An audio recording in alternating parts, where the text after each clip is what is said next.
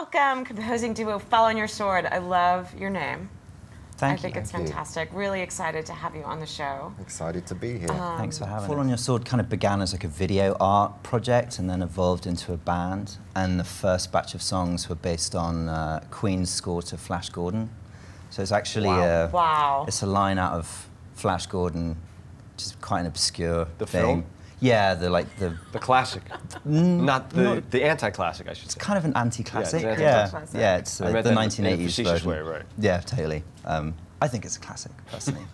If you obviously based the project on it, right? Probably for all the wrong reasons. Taking the piss of it. Yes, exactly. That's what we do. Certainly with that. How do you guys work together? How do you guys use your different skills when you have a film project like that? Like, how do you? I mean, it really depends on the project, really. If whether what the palette of the instruments is, if it falls into Will's domain more or mine. Every film has a different flavour to it, and we've got different skill sets, so we kind of suss it all out before we start.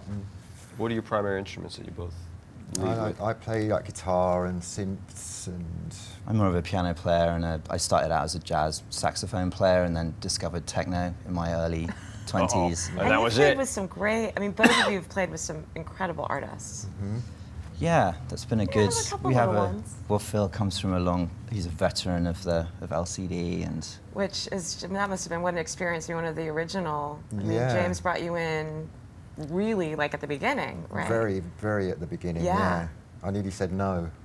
It was that big. That would have been a bad idea. You're like LCD Soundsystem, not so much. I didn't even know you could sing. I kind of knew him before. You're like, really? This is a good idea? You want me to be in your punk band? Okay. He was an engineer, right? He was. Yeah, he worked on a record with David Holmes. And you had worked with David Holmes. Yeah. Right. So that might have been how you guys met. And we did an album and collaborated with James when he just finished building his studio, which is now the DFA studio in New York, and that's how I got to know him.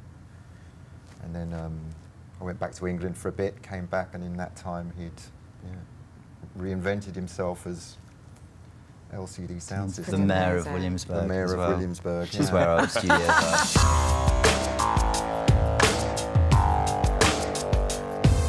In case you missed it, the weekly Comet is now available on demand on emPOWERme.tv. And don't forget to click subscribe so you can leave comments.